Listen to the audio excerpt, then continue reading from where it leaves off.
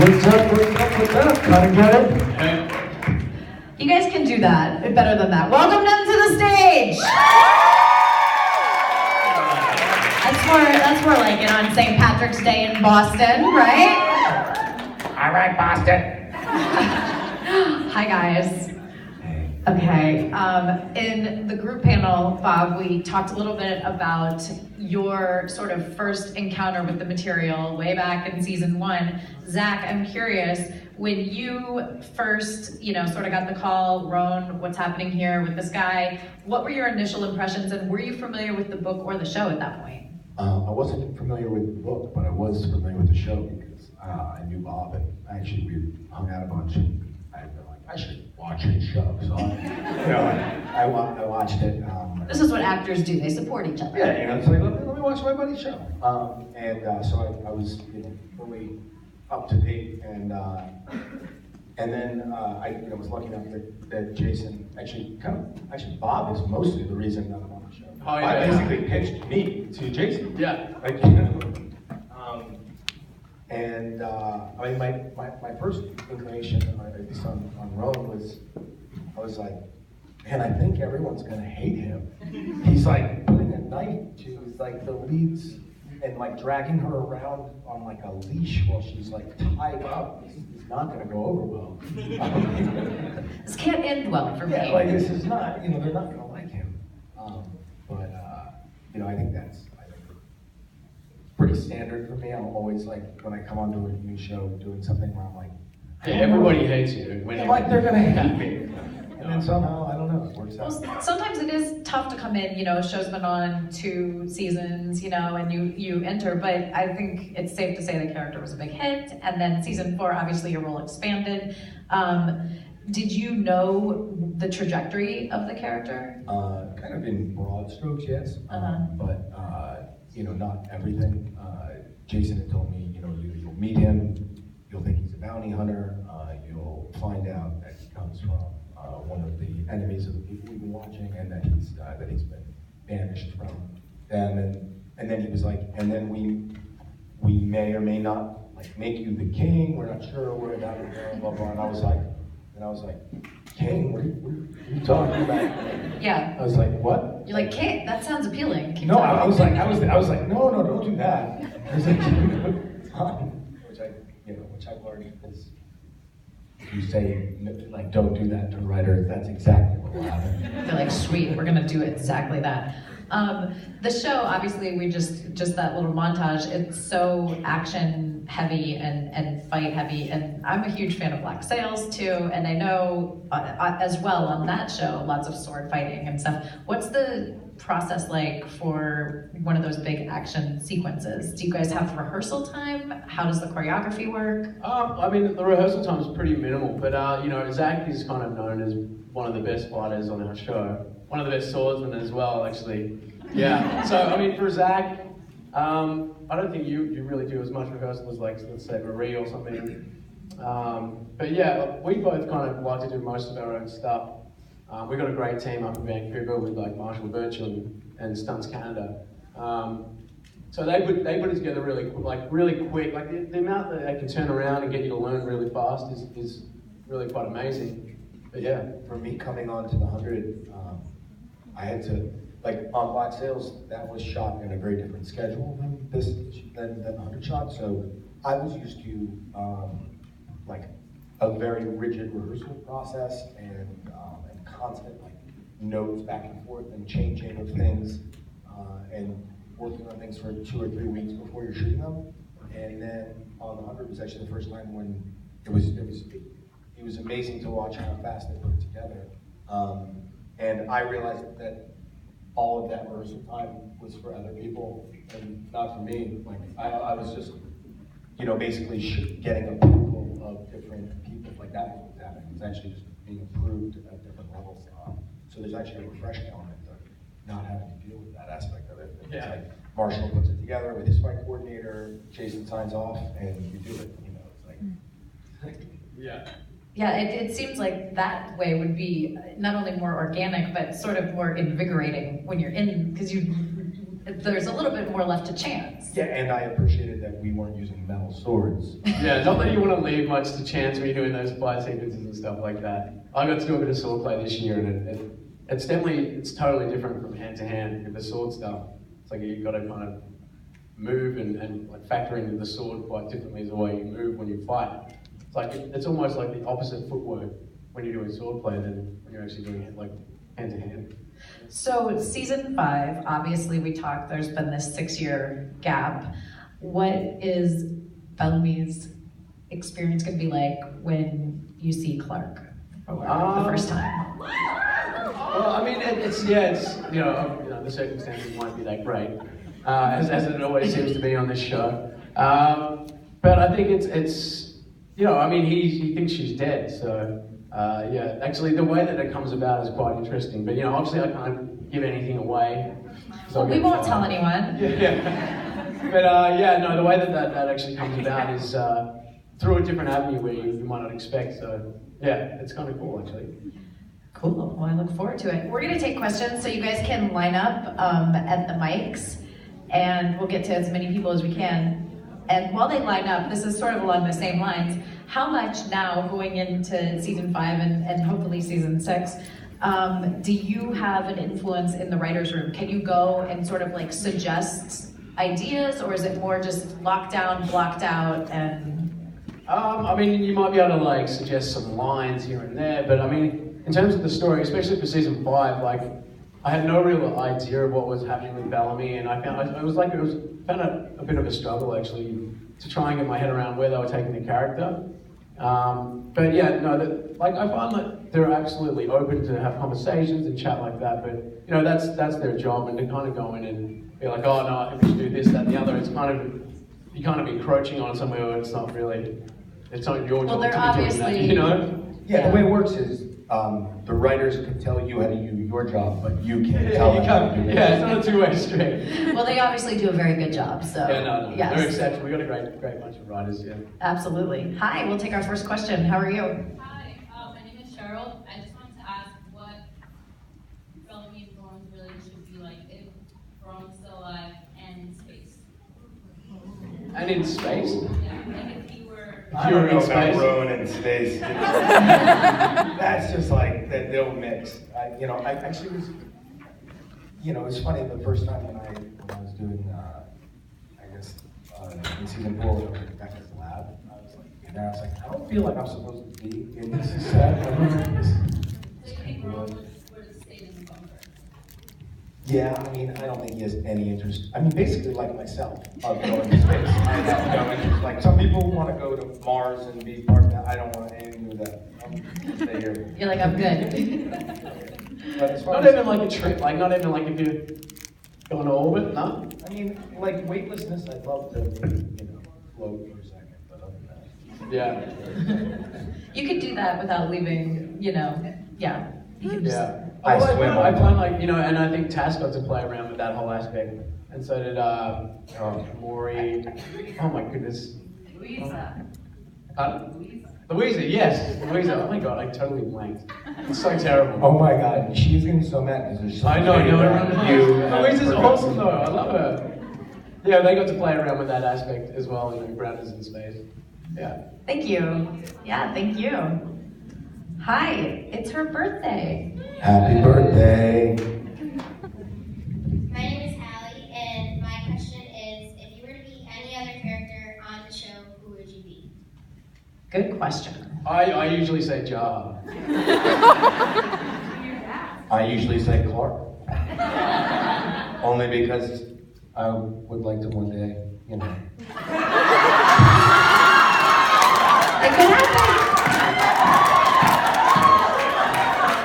Maybe one day. I mean, you don't have to Clark, you just gotta ask me, man. After. Thank you. Happy birthday. Happy birthday. Hi. Hello? Okay, this question's for Bob. Without giving anything away, what's your favorite line of dialogue this season? This season. You're asking for season 5 spoilers. But you're hiding it by saying, oh, don't give anything away, but tell me your favorite line. It's the one where you say blank, blank, blank, blank. That was a good one.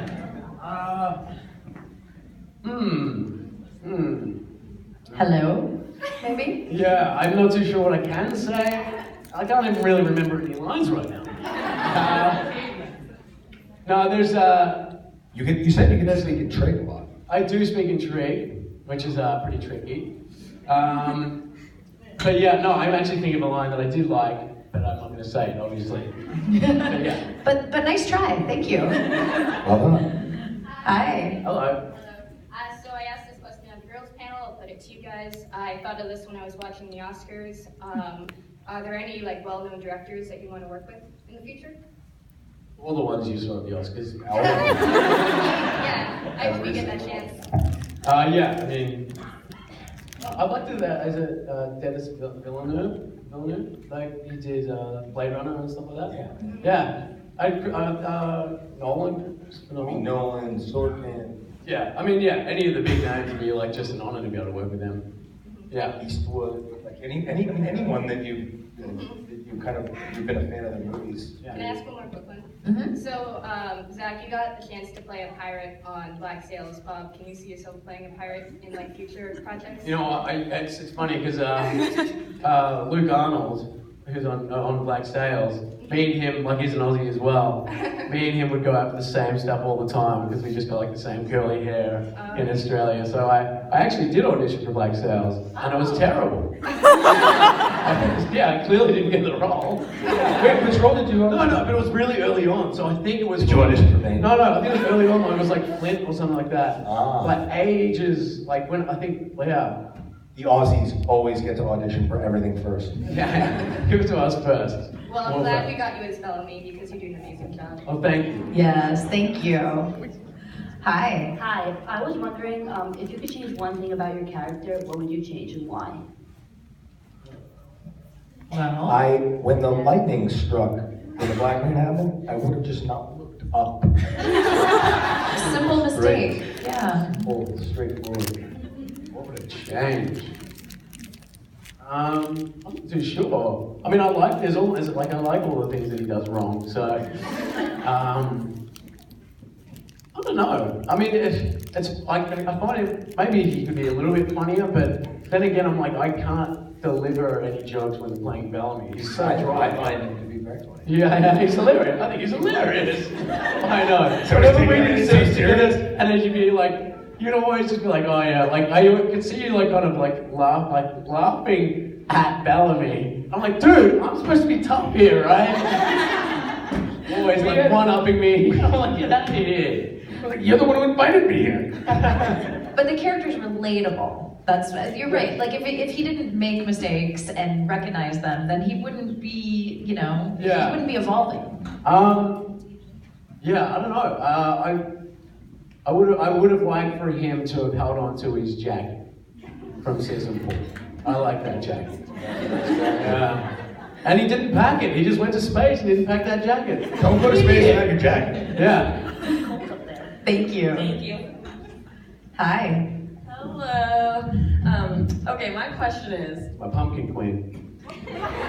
Nice hat, also. thank you, my pumpkin king, so. Are you flirting with him? Stay No, out I'm of it. gonna get red. There's a space up here, you know. It's tempting. My question is, if the conclave had gone differently, like if Octavia had stayed with Ilion and his sheep, then who would have fought for Sky Crew? Would it have been you? Yeah, sure. And how would you have done? How do you guys think you would have done? Not too well. I mean, because he's a gun guy and, guns weren't allowed in the conclave. I think we would have made the exception. Oh yeah, Bellamy's got a gun. No one else would. Yeah, I think it would have been Bellamy or he's had a few fights, but he wouldn't have won anyway. Would he have killed you? I think he might have teamed up. Well, I had the chance to kill him during the conclave anyway. I came in there and I didn't. Yeah, I don't know that I would have. I mean, to be honest, I don't think, like, I don't know, I don't think Rowan wanted that thing to happen any more than anyone else did. It was just kind of like, all right, well, everyone's either going to kill each other or we're going to, do it among ourselves. You know, it's kind of one of those terrible choices, which, I mean, are constantly what they give you on television shows. It's like, here's a terrible choice and another terrible choice. Which one are you going to choose? And you're like, all right, everyone's a writer, just tell us to do it. It's terrible choices. Thank you. It was a great episode too. Thank you. That was a great episode, actually. Hi. Insane. Hello. My question is, what is something your character has done that surprised you? Like when you saw it, you're like, I did not expect him to do that. So when you were reading the script and you came across a scene, what surprised you? I mean, almost everything.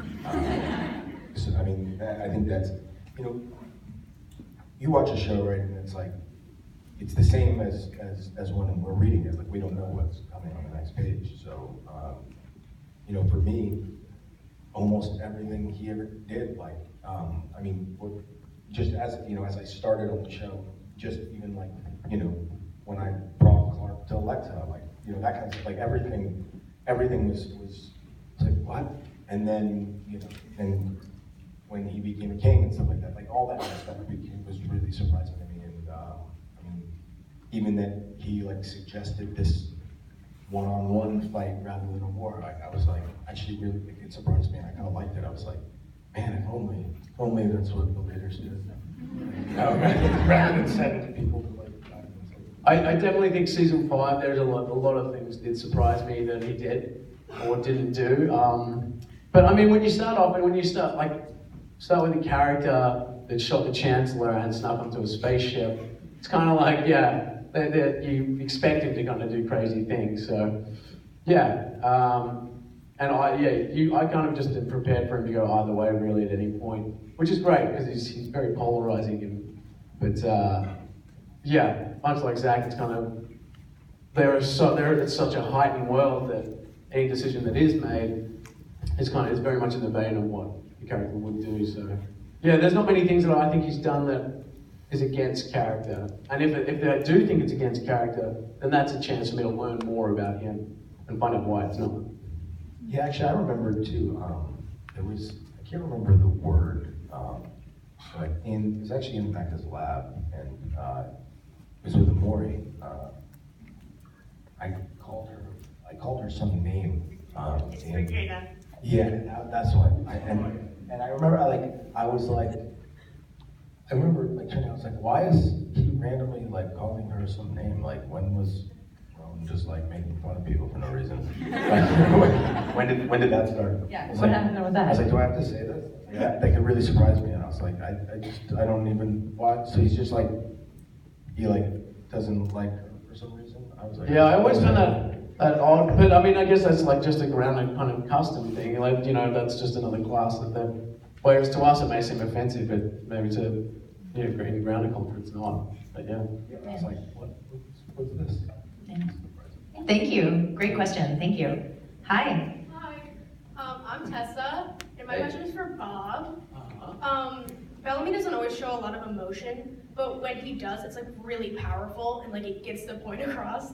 And when we saw that Bellamy thought Octavia was dead, and his reaction to that was so powerful. Yeah. Such a day. What was that like? It was the hardest thing anyone's ever asked someone. It was a really tough day, and Zach and Taz and Ian were really super supportive, and Ian Samuel was actually drinking that day. That was a Saturday. Yeah. Doing it on a Saturday. But with a scene like that where you come in and it's now you gotta cry, full on out. You just gotta go with it really. It's a tricky thing to do, and you have emotional scenes where you can feel the emotions building up, and then he finally breaks. Whereas something like that, it's just an instantaneous outburst. It's very, very tricky, and you just got to have supportive crew and cast around you that are willing to go there with you and support you through that. So these guys are great, and I didn't really enjoy watching that. Just a lot of self-doubt goes through your head because it's you never know if you're going to be able to do it or I don't know. I remember we showed up that day and I was like, you got some acting to do today, Bob. I was like, wow. I was like, basically it's just hey, start crying. Now. And those are like the hardest. Sometimes it's interesting because you have to, prep for obviously your job the next day, learn lines, all that stuff. But sometimes with those scenes, you don't want to prep too much. Yeah, you can't practice You can't at home. how's this gonna go, or so you just kind of have to jump. But Bob was in the mirror, just like this picture, right? I cry myself to sleep every night. You know this. Thank you. Thank you guys. Yeah. Hi. Hi. Pretty short. So I'm Veronica. I had a question for Bob, actually. So Bellamy's obviously got a lot of free time up in space. What do you think he does in his free time to keep him sane? Like any of his little hobbies? Yeah, I mean, I reckon, he used to be a janitor. There's a lot of cleaning to do. Well, he obviously learned how to speak Trig. Yeah, they probably had Trig classes. No? Yeah. Echo teaching Trig. He learned how to sword fight.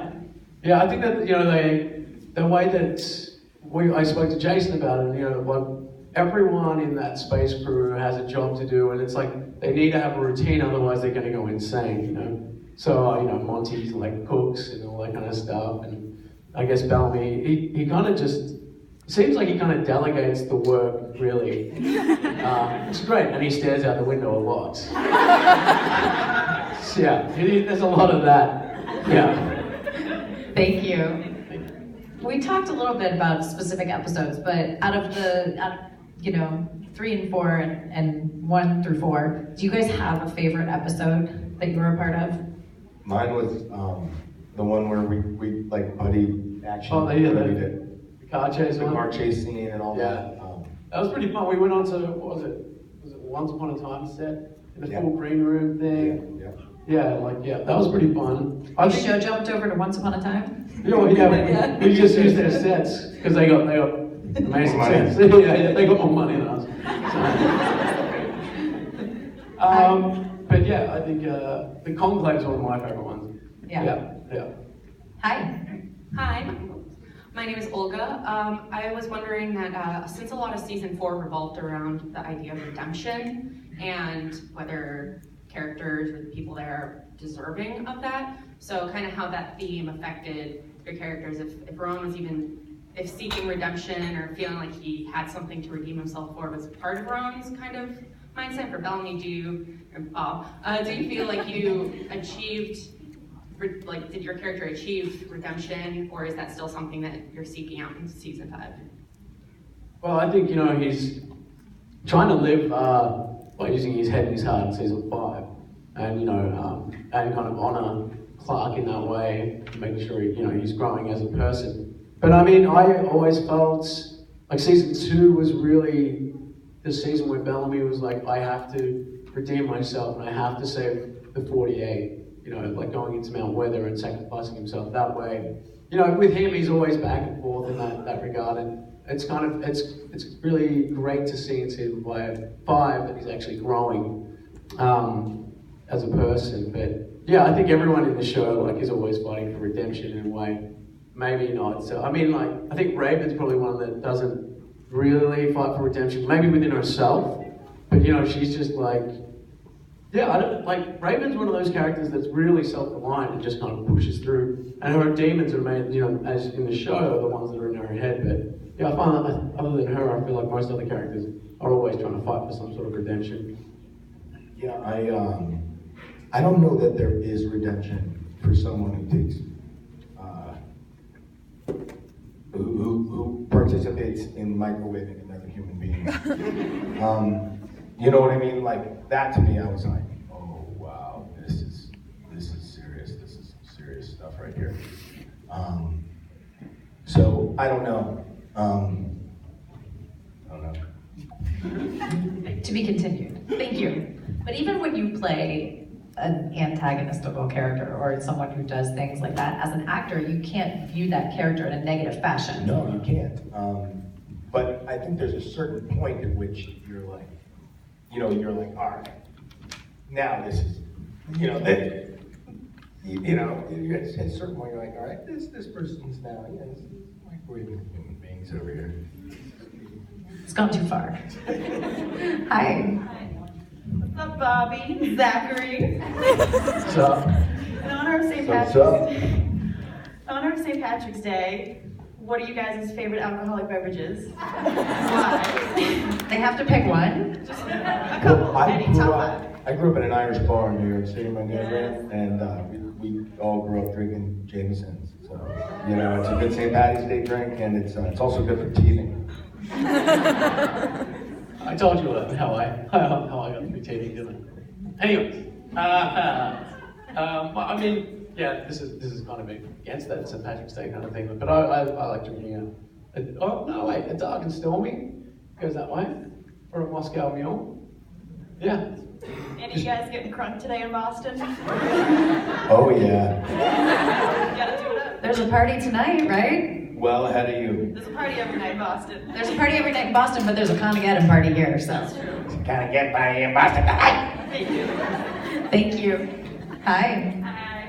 So I have a two-part question, and one of my favorite episodes was the Conclave, and so it's like one for Zach and one for Bob. For you, Zach, how do you think like the fight between you and Luna would have played out if there wasn't the Black Rain? And for Bob, since you sort of answered something, how do you think like if Bellamy was in the Conclave, like what kind of tactic would he do? Do you think he would be like offensive or defensive or a good combo of both? I think that obviously it was kind of unfair. Me and Octavia like teamed up on Luna, thus with that. But then again, also she has like superpowers, so maybe it is fair when you're going against like to go two against one. But I mean, I think kind of in the choreography and the writing of it, the idea was that she was beating us, but then when we kind of start working together, we're able to take her and to the point where she's about to die, and then the rain kind of saves her. So, I mean, I think had the rain not come, I think he would have, probably killed her. Well, it's really hard to say because, like, with the Nightbloods as well, well, yeah, they do kind of have this secret superpower, and you kind of like, there are sometimes that you're doing a fight sequence, and you're like, but really, can't she do that? And Jason will be like, yeah, she's a Nightblood. She's done this before, she grew up fighting in the, as an novitiate and all that kind of stuff. So you kind of like, all right, fine, I'll get beaten up again. Like Bellamy always gets beaten up, and martial virtue is always like, it's like I'm trying to get you to win a fight, and I'm like, yeah, I was like, it only took me 5 years to win a fight finally. So yeah, Bellamy probably get his ass kicked, but he'd probably enjoy it. Yeah, I think like maybe like season 1, Bellamy would have ran out there and just tried to fight everyone, whereas I think he became a bit more intelligent with his fighting tactics, and I think he, like you said to Octavia, to let them thin out, let them all thin out at each other, and then come out swinging. Yeah. Rowan just screamed and ran right into the I know, yeah. He was just, where's the biggest guy? Yeah, he's such a boss. What do you think would have happened if it was Rowan and Octavia at the end? Well, it's actually funny. I was talking about that. I was like, I don't know. I mean, I feel like, they had the discussion like, hey, we'll be together until the end, and then we'll figure it out at that point. But I feel like if they had ended up as the last two people, that they probably wouldn't have fought each other. They probably would have been like, okay, we can end this. I mean, we had a scene where you said you were going to kill my sister. I know, but then I don't think. And then I was like, yeah, but she's going to kill you. Yeah. But I don't know. I didn't. But also, that's like in that scene, in that episode where I'm like, yeah, well, my sister's going to get there first. And you're like, say, she's dead.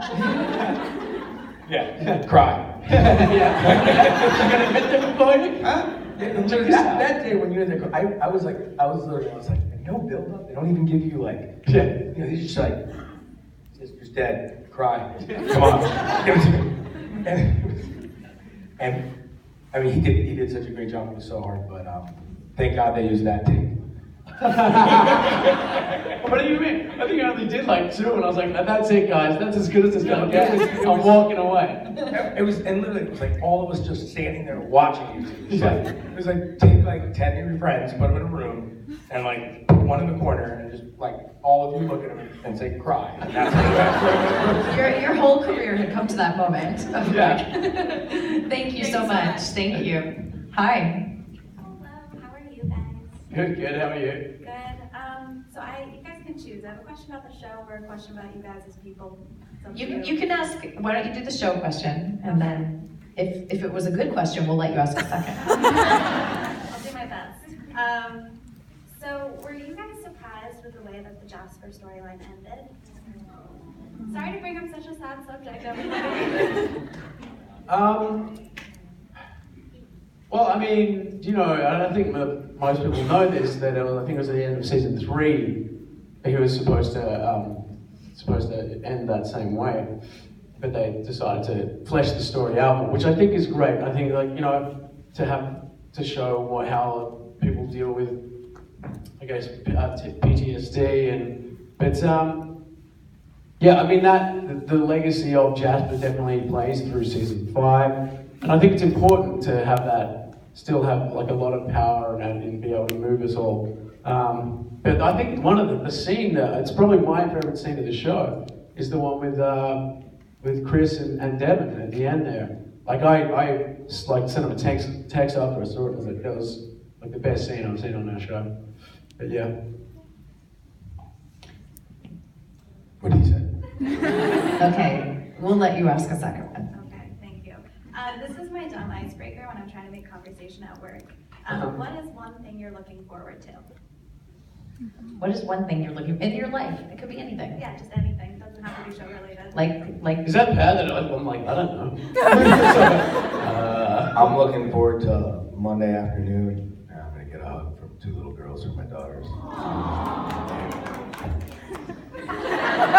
Yeah, what, Bob?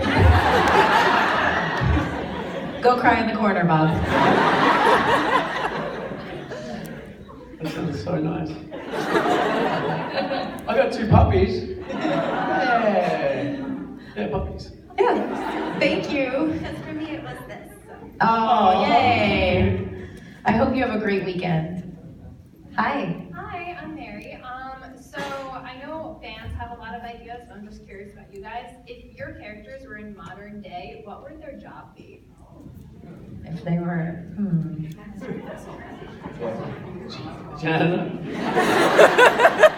I feel like Rowan, I mean, maybe it's just because I used to do this, but I think like Rowan would love to be like a chef or like a cook or something. I could see that, yeah. A chef? I'd be in waste management. You know, waste management's a different thing on the East Coast. I know, yeah. Right? Thank you. Does that, you're projecting your own wishes with the steak videos? Yeah, I don't know. I think maybe, you know, he's into swords and knives. I think they're pretty similar. I'm like one of those like TV chefs, not like in the kitchen screaming at people. You know, like Salt Bae, that dude. He'd just be cutting meat. Perfect. I'd eat his food. His restaurant they call ConAgeddon. Yeah. Done. Hi. Hi, Heather. This one is for Bob. How does Bellamy feel about his sister using violence for peace? Question. I mean, you know, Bellamy's used like preemptive violence for peace before. I mean, it's funny. There's season 5 is really interesting in that respect, where you kind of realize that Octavia is very much a Blake in that sense. Like she's, you know, there, and it's not necessarily like a good thing, you know. But yeah, I mean, I don't think Bellamy can really judge her on that. You know, I think it'd be very hypocritical, and he is hypocritical towards his sister. You know, he wants her to be better than him. I think he'd be disappointed because it's something that he has done before, and you know, he hopes that she learns from his mistakes, which isn't fair. Like, you know, everyone has to live their own life. So I think there's a part of him that's, especially now, after the way he's become in season 5, I think he'd look at it in a different respect. So, I mean, obviously it's not a great thing to use violence as a means to resolving anything. It's in the world that they live in, it's kind of like a commodity that they do use, you know, unfortunately. But yeah. Thank you. Hi, how are you? Good, how are you? Good. Troy. Hey, Troy. So the question is, what is your favorite character trait of the character you play? or the most difficult trait of that character you found to portray?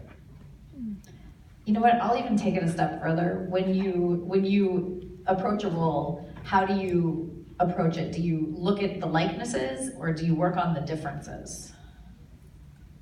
I mean, I always try to find what connects us, but I think I'm that way with like everything. Like I like when I meet like a random person, I try to find like our commonalities rather than what separates us. Because I also feel like, you know, all people are more similar than they are different.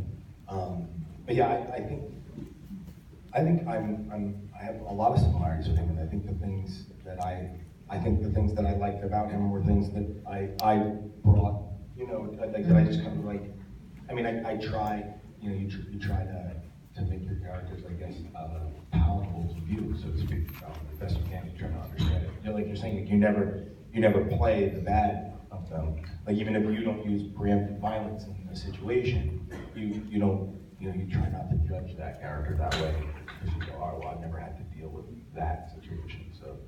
Yeah, I mean, I think that in terms of the things that I like about him or admire in him, and the things that I hate, you can kind of boil that down to the same thing, actually. Like his stubbornness is one thing that I hate about him, but it's also the thing that makes him so driven as well, you know. It's a double-edged sword, but yeah, when it comes to like a role, I don't know, it really depends with each character though. Like, there's this one character that like I was reading for, and I felt like I couldn't do him, like to play the character. I couldn't play the character until I figured out what he'd eat for breakfast. You know, I was like, oh, this guy is the kind of guy that is a cereal guy. Like he eats cornflakes in the morning. And then I was like, okay, now I know who you are. It doesn't always necessarily, there's no rhyme or reason to it. It's just a hook. Yeah. Whatever that hook is. Yeah. You know, and it was all like Bellamy was, you know, very much about finding the voice. What does Bellamy eat for breakfast? Well, I don't know Bellamy. Well, he isn't a breakfast guy, you know? But this is the thing. So like, you know, when I look at Bellamy, I'm like, okay, well, I got to find a voice that I think works for him.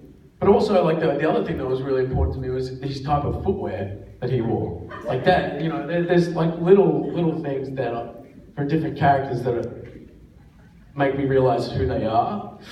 And they're not necessarily the same thing, obviously, like breakfast and boots, man. Yeah, it's like the difference between the character who wears boots and the character who wears sandals. Like, yeah. Huge difference.